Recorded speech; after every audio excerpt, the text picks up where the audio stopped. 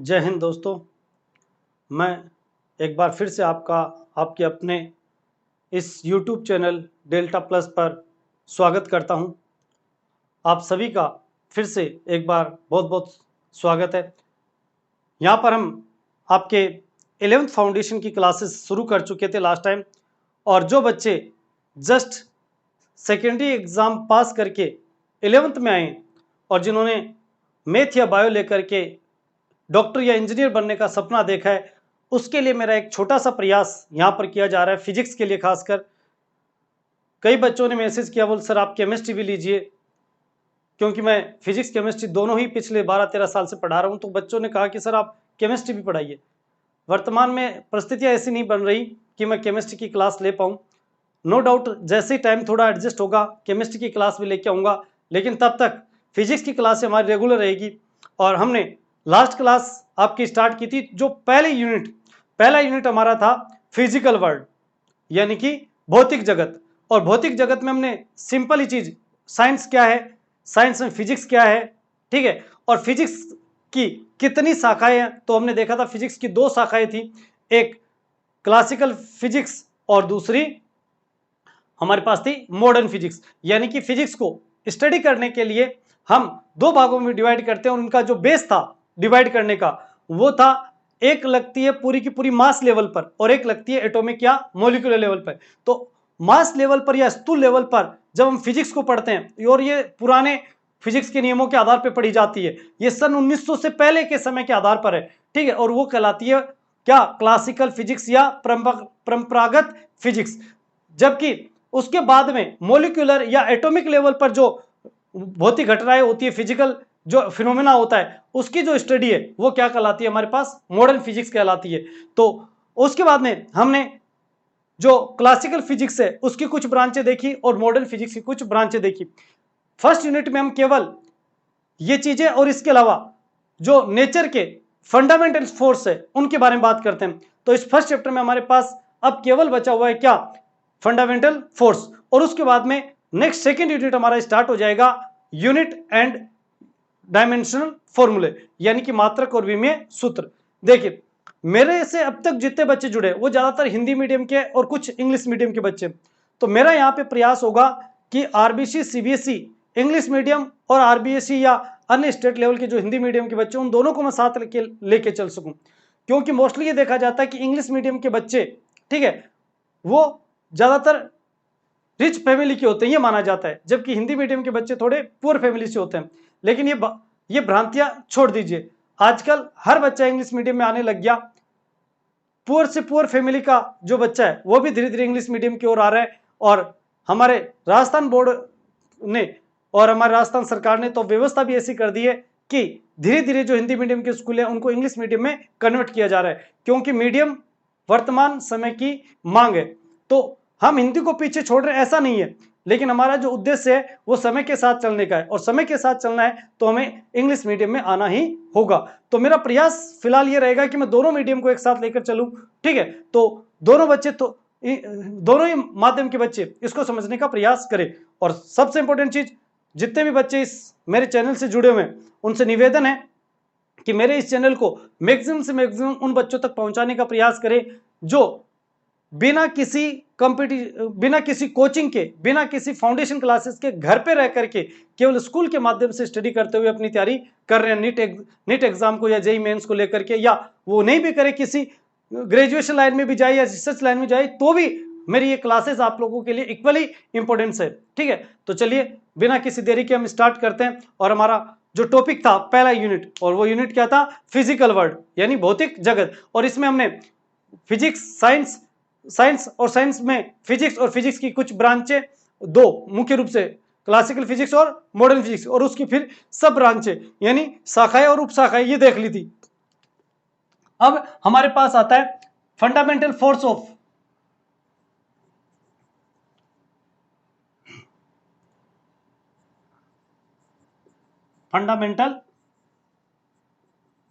Of nature. इसी को हिंदी में लिखो तो लिख सकते हो प्रकृति के मूल बल। प्रकृति के मूल बल। और प्रकृति के जो मूल बल है या फंडामेंटल फोर्स ऑफ नेचर है, ये 4 टाइप के हमारे पास।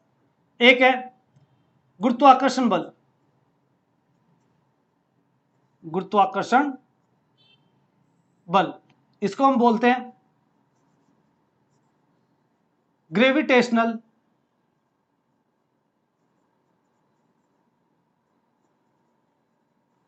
फोर्स। दूसरा आता है हमारे पास विद्युत चुंबकीय बल, यानी इलेक्ट्रोमैग्नेटिक फोर्स, इलेक्ट्रोमैग्नेटिक फोर्स। और तीसरा आता है हमारे पास नाभिकीय बल, नाभिकीय बल, इंग्लिश में बोलेंगे न्यूक्लियर फोर्स। और चौथा और अंतिम है हमारे पास दुर्बल अन्योन्य क्रिया बल,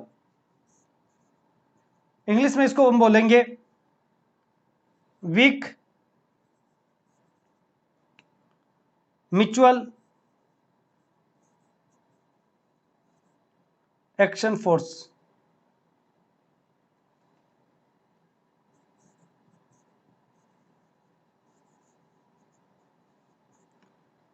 तो कुल मिलाकर के यहां पर आपको चारों बलों का या चारों फोर्स का टाइप्स याद होना चाहिए कि नेचर के जो फंडामेंटल फोर्स है वो कितने प्रकार के हैं, ये कितने टाइप्स के हैं, 4 टाइप्स। कौन कौन से? Gravitational force, electromagnetic force, nuclear force और वीक म्यूचुअल एक्शन फोर्स अर्थात दुर्बल अन्योन्य क्रिया बल। अब इन चारों फोर्स में को अगर आप देखें तो इसके अलावा जितने भी फोर्स आप देखते हो, भले वो सरफेस टेंशन हो या फिर किसी भी तरह का एटॉमिक फोर्स हो या आपके पास रस्सी में टेंशन फोर्स हो, कैसा भी XYZ कैसे भी टाइप्स का फोर्स है, वो उनका जो मूल ओरिजिन होगा यानी बेसिकली जो उनका जो ओरिजिन होगा वो यहीं से होगा। यानी कि हिंदी में अगर हम इसको समझे तो इस तरह से समझिए कि जितने भी भौतिकी में बल लगते हैं, भौतिकी में जितने भी बल लगते हैं वो सभी बल इन्हीं चारों से उत्पन्न होते हैं, इन्हीं चारों में से किसी एक से उत्पन्न होते हैं। और इसी को थोड़ा सा इंग्लिश में समझे तो ये कह सकते हैं कि all forces in physics are originated by these force. Anyone, किसी भी एक फोर्स से ओरिजिनेट होंगे, कोई भी फोर्स XYZ, भले वो किसी लिक्विड का सरफेस टेंशन हो या किसी रस्सी में टेंशन फोर्स हो यानी तनाव बल हो या अन्य किसी प्रकार का कोई बल हो, सभी फोर्स इन्हीं चारों फोर्स में से किसी एक फोर्स से ओरिजिनेट होंगे। अरिची सर में अब एक एक करके इन चारों फोर्स को हम समझते हैं, लेकिन उससे पहले आपको मैं बता दूं, आपको एक दो चीजें याद रखनी है कि नेचर में सबसे वीक फोर्स कौन सा है और सबसे प्रबल यानी स्ट्रॉन्ग फोर्स कौन सा है। तो सबसे वीक फोर्स जो है वो होता है आपका ये वाला, यानी कि सबसे दुर्बल बल, वीक फोर्स। अगर एग्जाम में पूछ लिया जाए, और ये बहुत बार पूछा भी जाता है, और ये आपको कंसेप्चुअली भी समझ में आना चाहिए, और आप फिजिक्स के स्टूडेंट हो, साइंस के स्टूडेंट हो, तो आपको पता होना चाहिए कि नेचर का सबसे वीकेस्ट फोर्स कौन सा है। तो सबसे वीकेस्ट फोर्स जो है वो कौन सा है? दुर्बलतम, वीकेस्ट। जो वीकेस्ट फोर्स है वो कौन सा है? गुरुत्वाकर्षण बल यानी ग्रेविटेशनल फोर्स। और स्ट्रॉन्गेस्ट फोर्स जो है यानी प्रबलतम,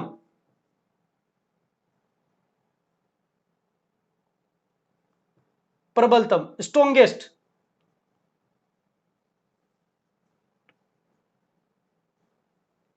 तो वीकेस्ट फोर्स आपका कौन सा? दुर्बलतम फोर्स ग्रेविटेशनल फोर्स। और स्ट्रॉन्गेस्ट या प्रबलतम बल कौन सा है? Nuclear force. हरिचंद में, और ये दोनों इनके बीच वाले फोर्स है। अगर इनमें तुलना की जाए तो ग्रेविटेशनल फोर्स की तुलना में जो विद्युत बल होता है वो लगभग 10⁻36 टाइम्स ज्यादा होता है, टाइम्स। हरिचंद में, यानी अगर मैं इलेक्ट्रिक फोर्स और ग्रेविटेशनल फोर्स के बीच में अगर कंपेयर करता हूं तो ग्रेविटेशनल फोर्स के कंपेयर में ये कितने टाइम्स होगा? 10⁻36 टाइम्स अधिक होगा। कौन? Electric force. ठीक है, वो हम देखेंगे अभी। ठीक है, और यदि हम नाभिकीय बल से कंपेयर करें कि ये कितना होगा, तो न्यूक्लियर फोर्स इसका भी 100 टाइम्स होता है, यानी कि Fn न्यूक्लियर फोर्स जो होता है वो इलेक्ट्रिक फील्ड का भी कितना गुना, सॉरी, जो इलेक्ट्रोमैग्नेटिक फोर्स होता है उसका भी कितना टाइम्स होता है? 100 टाइम्स होता है। यानी सबसे स्ट्रॉन्गेस्ट फोर्स तो कौन सा है? Nuclear force. और सबसे वीकेस्ट फोर्स कौन सा है? Gravitational force. और ये जो दुर्बल अन्योन्य क्रिया बल है ये इन दोनों से तो वीक है लेकिन इससे ज्यादा वीक नहीं है। ठीक है, इन दोनों से तो वीक होगा लेकिन इससे नहीं। तो अगर हम इनकी प्रबलता का अगर क्रम बनाए, प्रबलता का क्रम यानी सीक्वेंस ऑफ स्ट्रॉन्गनेस, अगर इनकी प्रबलता का क्रम बनाए तो सबसे प्रबल फोर्स जो होगा वो होगा इलेक्ट्रिक फोर्स। उसके बाद में सॉरी, न्यूक्लियर फोर्स सबसे स्ट्रॉन्गेस्ट, उसके बाद में इलेक्ट्रोमैग्नेटिक फोर्स, उसके बाद में आपका दुर्बल अन्योन्य क्रिया बल यानी वीक म्यूचुअल एक्शन फोर्स, और सबसे वीक जो होगा वो होगा आपका ग्रेविटेशनल फोर्स। ये आपको क्रम भी, आप चाहो तो ये क्रम नोट कर सकते हो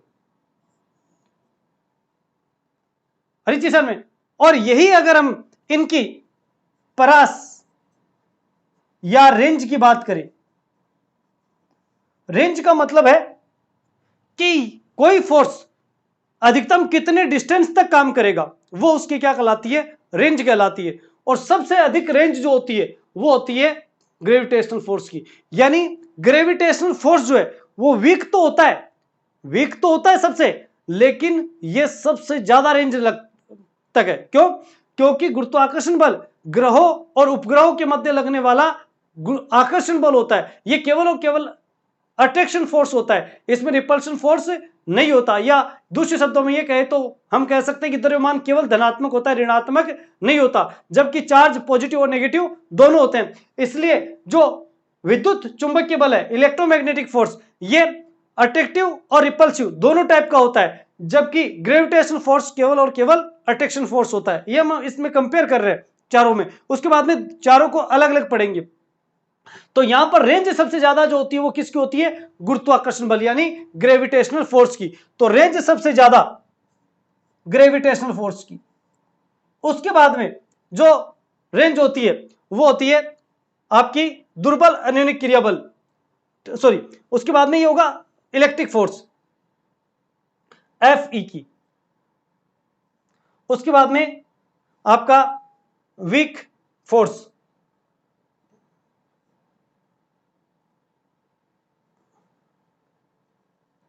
और सबसे कम रेंज होती है Fn की, सॉरी Fn इसकी, और सबसे वीक कम रेंज होती है Wm। आई थिंक ये दिख रहा होगा आपको। हाँ, देखिए, जो रेंज की बात करें तो सबसे ज्यादा रेंज किसकी होती है?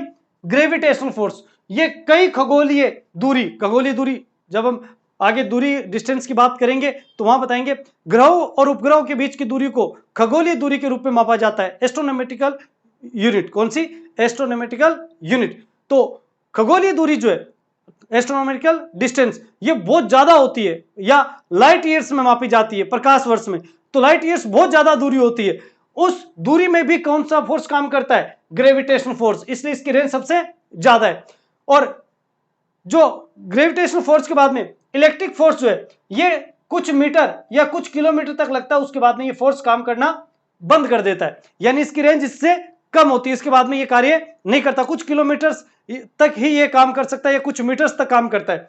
न्यूक्लियर फोर्स ये लगभग 10⁻⁻15 मीटर तक, और इसी को फर्मी मीटर बोलते हैं। क्या बोलते हैं? Fermi metre. ये केवल फर्मी मीटर तक ही कार्य करता है, 10⁻⁻15 मीटर्स तक। और जो दुर्बल अन्योन्य क्रिया बल है, वीक म्यूचुअल एक्शन फोर्स, इसकी जो प्रास है वो 10⁻⁻16 है, यानी इससे भी कम है। तो सबसे अधिक प्रास जो वो ग्रेविटेशनल फोर्स की है और सबसे कम किसकी है, दुर्बल अन्योन्य क्रिया बल की। ये भी नाभिक में ही लगता है और ये भी नाभिक में ही लगता है, लेकिन ये कब लगता है, ये जब कोई नाभिक बीटा कणों का उत्सर्जन करता है, यानी बीटा कण इमिट करता है, और बीटा कण जब इमिट होता है तो दो कण एक साथ निकलते हैं, एक इलेक्ट्रॉन और एक उसके साथ में न्यूट्रल कण होता है जिसे न्यूट्रॉन कहते हैं, न्यूट्रल यानी कि उदासीन, उदासीन कण न्यूट्रिनो, कौन, न्यूट्रिनो। तो जब न्यूक्लियस से, एक न्यूक्लियस है, इससे जब बीटा कण का क्षय होता है तो बीटा कण के रूप में दो कण निकलते हैं, एक तो इलेक्ट्रॉन और एक न्यूट्रिनो कण। ये दो कण, न्यूट्रिनो एक न्यूट्रल या उदासीन कण है, जबकि इलेक्ट्रॉन हम जानते हैं कैसा कण है, एक ऋणात्मक कण है। तो ये जब घटना होती है तो उस समय दुर्बल अन्योन्य क्रिया बल कार्य करता है। तो कुल मिलाकर के इन चारों फोर्स में हमने ये देखा कि नेचर के जो फंडामेंटल फोर्स होते हैं वो कितने टाइप्स के होते हैं, 4 टाइप्स के। इन चारों टाइप्स में सबसे स्ट्रॉन्गेस्ट फोर्स जो होता है वो कौन सा होता है, न्यूक्लियस फोर्स, और सबसे वीकेस्ट कौन सा होता है, ग्रेविटेशनल। और यदि इनकी रेंज की बात की जाए तो सबसे ज्यादा रेंज जो होती है वो ग्रेविटेशनल फोर्स की होती है, जो कई लाइट ईयर्स या खगोलीय दूरी तक कार्य करता है, जबकि सबसे जो कम रेंज होती है वो किसकी होती है, दुर्बल अन्योन्य क्रिया बल की, और इसके लगभग बराबर से किसकी है, न्यूक्लियर फोर्स की। तो ये रेंज और स्ट्रॉन्गनेस का आपको थोड़ा सा पता होना चाहिए। अब हम एक एक करके चारों फोर्स की बात करते हैं। वैसे तो ये चारों ही फोर्स आप डिटेल में पढ़ोगे, ये वाला फोर्स हम 11वीं क्लास में पढ़ लेंगे, और इन तीनों फोर्सों के बारे में आप 12वीं क्लास में, यानी कि जो फिजिक्स का वॉल्यूम 2 है उसमें हम पढ़ते हैं। तो एक एक करके अभी न्यूटन्स लॉ, और न्यूटन्स लॉ क्या है कि अगर आपके पास दो द्रव्यमान है, यानी दो मास पार्टिकल है, एक m1 और दूसरा m2, और इनके बीच की डिस्टेंस जो है वो है r, तो इनके बीच में एक अट्रैक्शन फोर्स कार्य करता है, और ये अट्रैक्शन फोर्स दोनों की ओर होता है। ये इसको अट्रैक्ट करेगा और ये इसको अट्रैक्ट करेगा। तो gravitational force always attractive force होता है, एक दूसरे को के बीच में आकर्षण बल होता है, अट्रैक्शन करता है। और किन के बीच में, कोई भी दो मास बॉडी, मास बॉडी क्या हो सकती है, दो द्रव्यमान कण हो सकते हैं आपके हाथ में, जैसे ये दो है, इन दोनों के बीच में भी अट्रैक्शन फोर्स लग रहा है। बड़े बड़े पिंड हो सकते हैं, जैसे ग्रह और उपग्रह होते हैं, पृथ्वी और सूर्य के बीच में, पृथ्वी और चांद के बीच में, पृथ्वी और शुक्र के बीच में। तो सभी ग्रह और उपग्रहों के बीच में भी एक बल कार्य करता है जो कि आकर्षण प्रकृति का होता है, और उस आकर्षण बल को हम क्या कहते हैं, गुरुत्वाकर्षण बल या ग्रेविटेशनल फोर्स करते हैं। और इसकी व्याख्या सबसे पहले किसने की थी, न्यूटन ने। और न्यूटन ने क्या बताया, दो मास बॉडियों के बीच में एक अट्रैक्शन फोर्स लगता है, और उसकी कैलकुलेशन हम करते हैं Fg equal to Gm1 m2 upon r²। ये फॉर्मूला आपको याद रखना है। दो मास बॉडी के बीच में लगने वाला ग्रेविटेशनल फोर्स जो है वो क्या होता है, Fg equal to Gm1 m2 upon r²।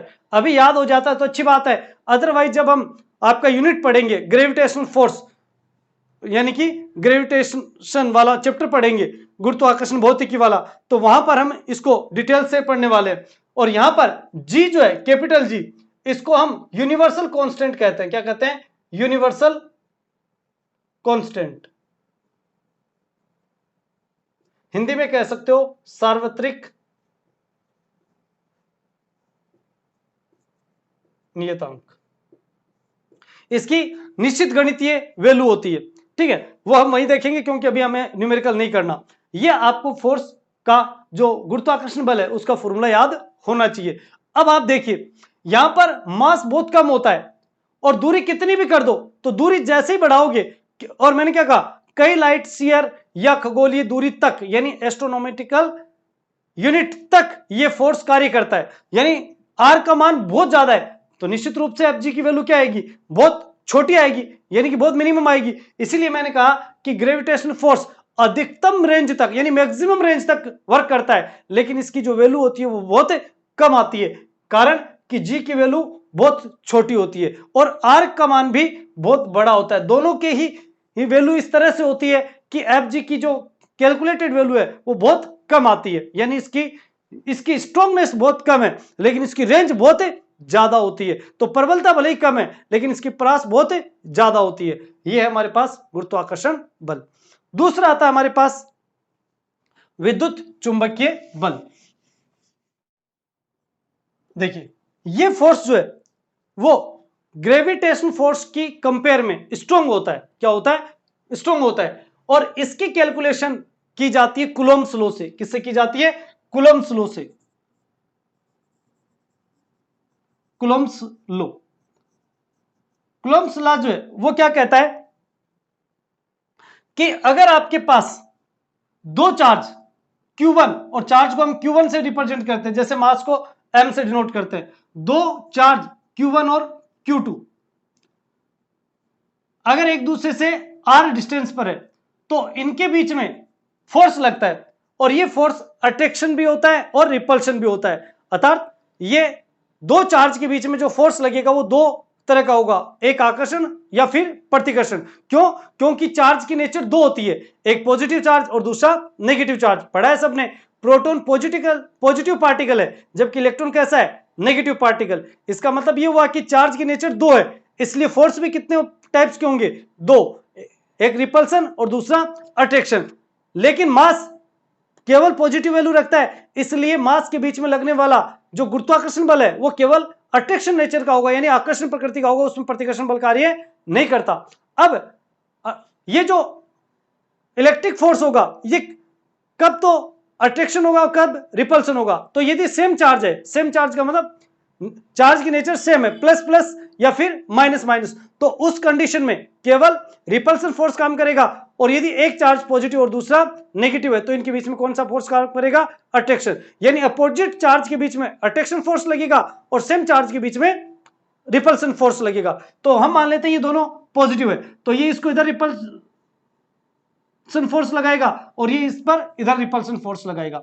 ये जो इलेक्ट्रिक फोर्स आएगा इसकी कैलकुलेशन जो है वो कूलम्ब्स लॉ से की जाती है, और कूलम्ब्स लॉ के अकॉर्डिंग इसकी जो वैल्यू आएगी वो आएगी Fe इक्वल टू KQ1Q2/R²।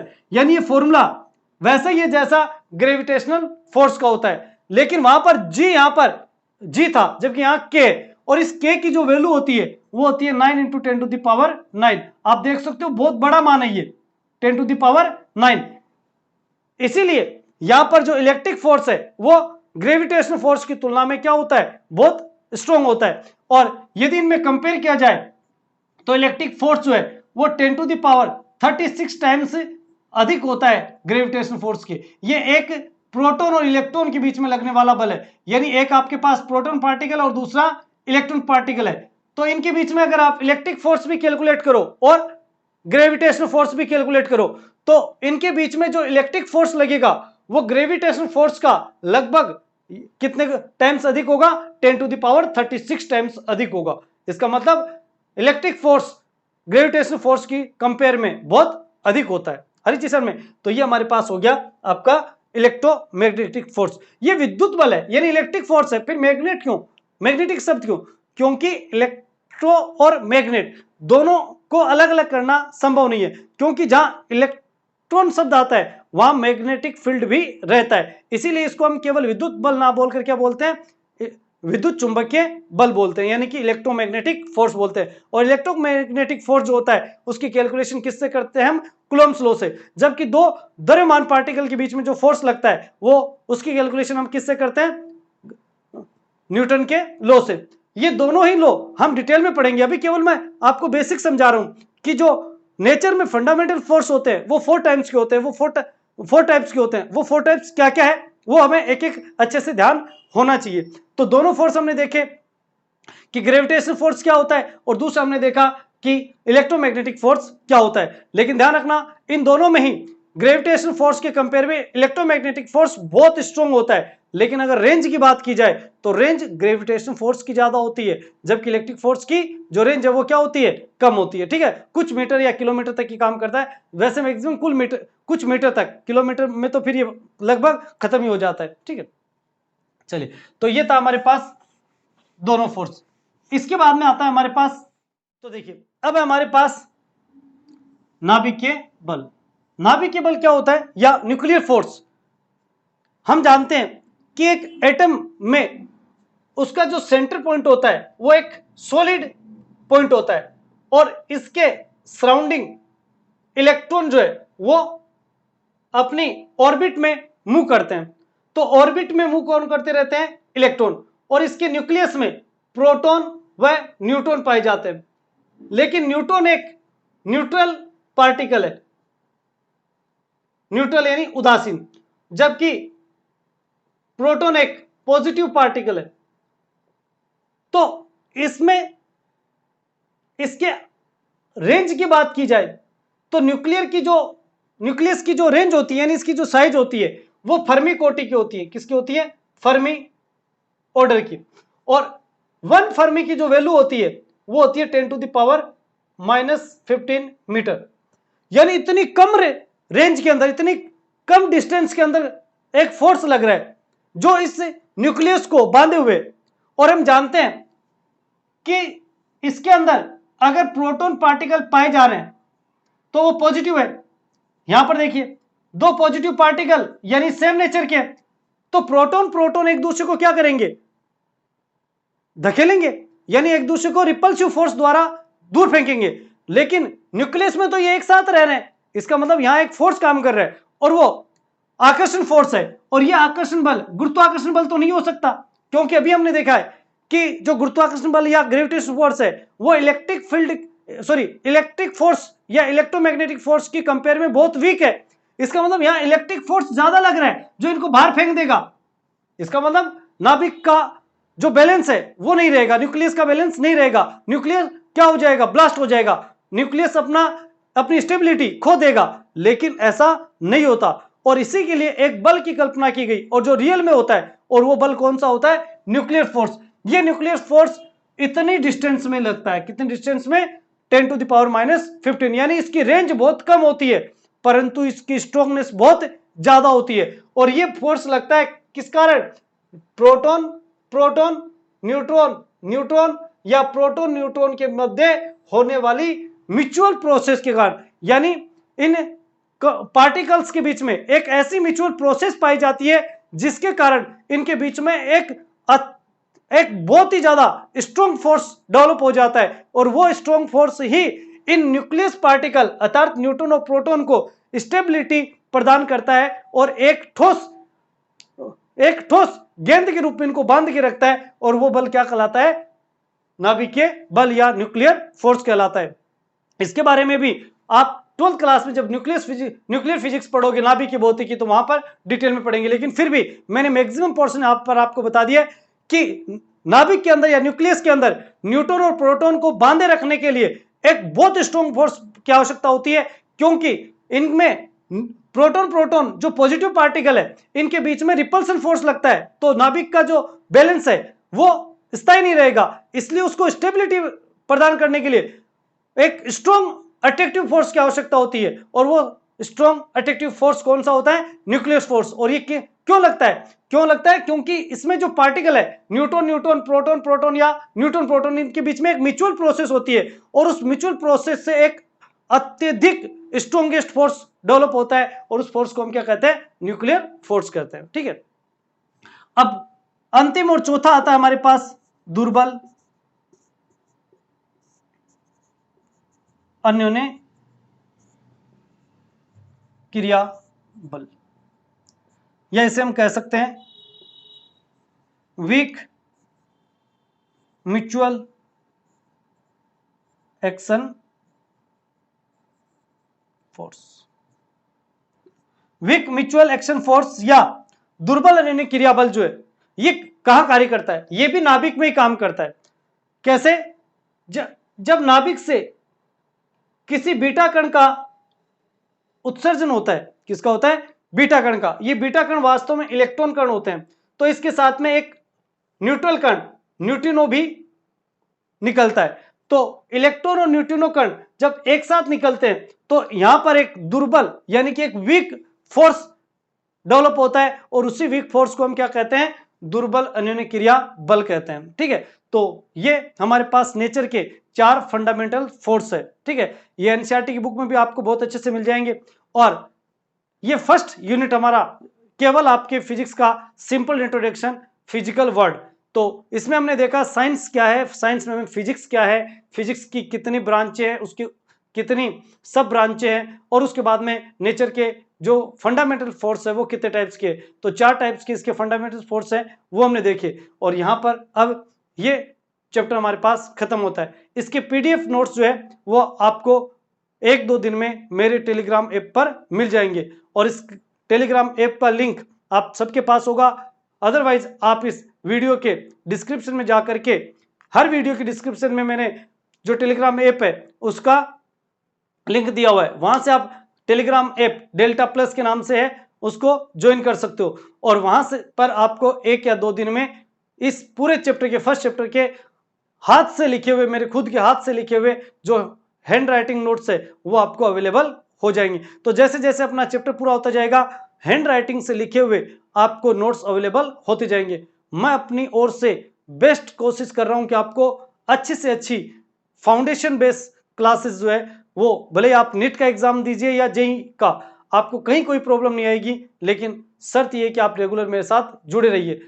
एक बार फिर कहूंगा, मेरे इस चैनल को मैक्सिमम से मैक्सिमम उन बच्चों तक पहुंचाइए जहां पर वो बच्चे एक अच्छी कोचिंग में जुड़ करके एजुकेशन नहीं ले सकते। मेरी तरफ से सभी बच्चों के लिए एक फ्री प्रयास किया गया है, बिना किसी 1 रुपया खर्च किए हुए आप घर बैठे इंडिया की बेस्ट फिजिक्स की स्टडी कर सकते हो। तो मिलेंगे नेक्स्ट वीडियो में, तब तक के लिए जय हिंद जय भारत।